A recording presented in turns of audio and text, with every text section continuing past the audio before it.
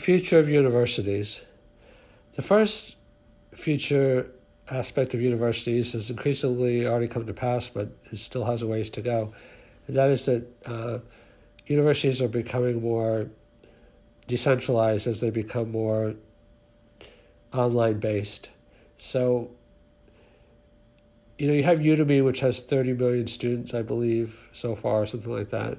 Coursera, some of the other large ones. So students are, to an increasing degree, taking courses or certificates or mini degrees as opposed to more formalized degrees that may or may not, be as relevant in the workplace, because traditionally your employer just looked for a diploma, but universities have not changed much in terms of the basic, research model and teacher instruction model, as opposed to personalized, which I'll get into shortly, because they haven't had to, and they haven't had to because the government has always subsidized student loans.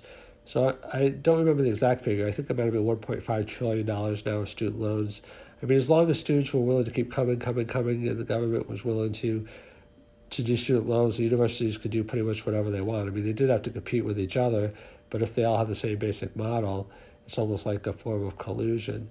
And one of the reasons why universities have had this research and instruction model is because, frankly, like teachers are undervalued in our society at all levels. And in terms of college professors, I'm not saying they're not talented. Some of them are extremely talented, but the best minds that are making, I'm not saying the best minds because there's a distribution across many different fields, but obviously, but people that have the capabilities to make hundreds of millions and millions of dollars, most of them don't decide to go into teaching.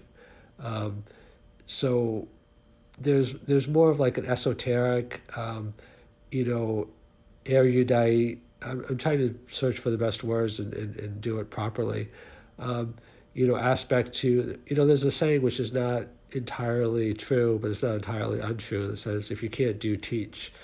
Teaching is a very, very noble profession, and I think more people should get into teaching, and probably more people would if it paid better. But sometimes it is true. It's not always true, but sometimes it is true that people that have a harder time,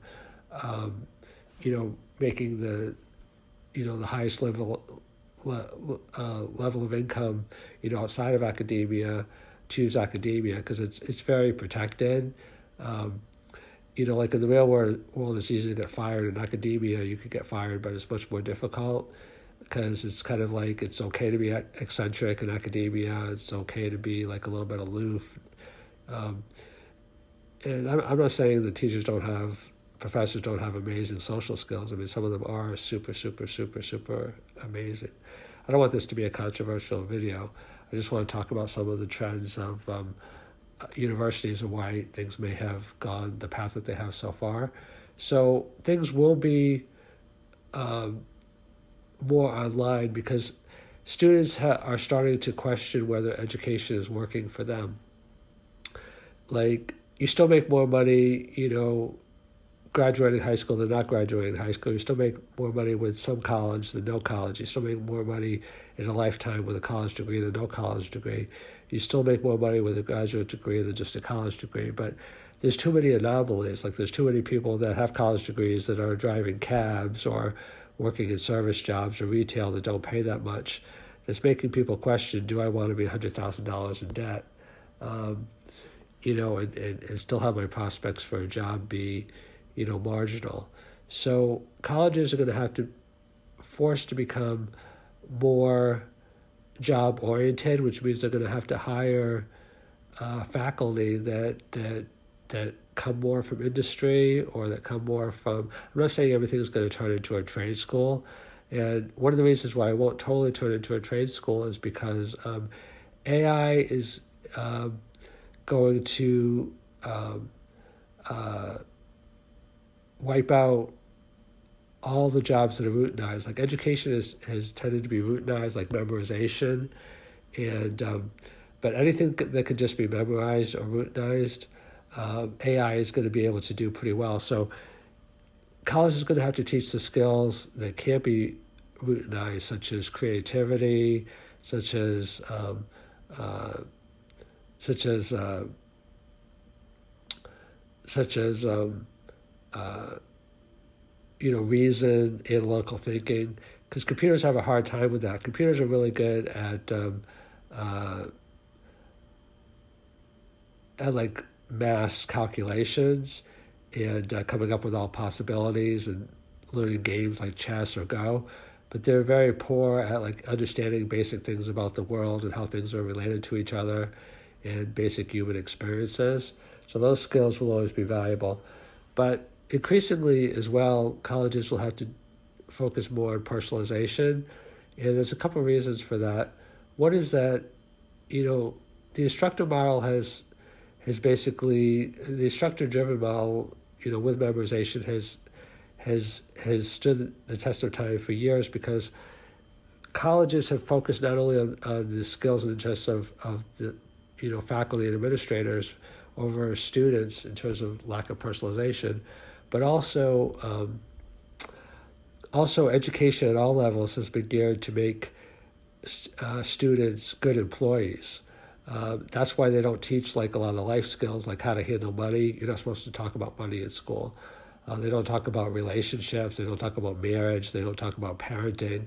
I mean, these are the most important aspects of life, collectively, the life skills, and school doesn't teach about them. And the reason why school doesn't teach about them is because they just want to teach you how to conform to be a good employee. And that's what basically schools are a big part of socialization. They don't teach you how to be necessarily an entrepreneur. I mean, there are MBA programs and things like that in entrepreneurship, but by and large, they don't reward out of the box individualized thinking, which is why they have not gone to personalized learning. A couple of other thoughts just on personalized learning, that a lot of studies have shown that people learn better in different ways. Some people are more visual learners, some people are more auditory, some people are more tactile.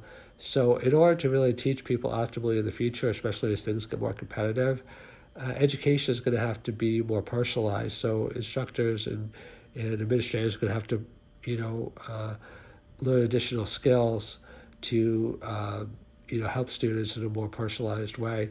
And also, this may have to involve more real life experience, because they say like, the hallowed walls of a classroom, but it's hard to learn things just in theory. Like they talk about book smarts and street smarts. You actually have to get, some skin in the game. So colleges are going to have to do, if they really want to educate students, successfully, increasingly in the future, they're going to have to do more internships, more practicums, hire faculty that have a lot of real world experience. Otherwise, it's going to be, to quote the term academic, and it's going to be less practical for the real world.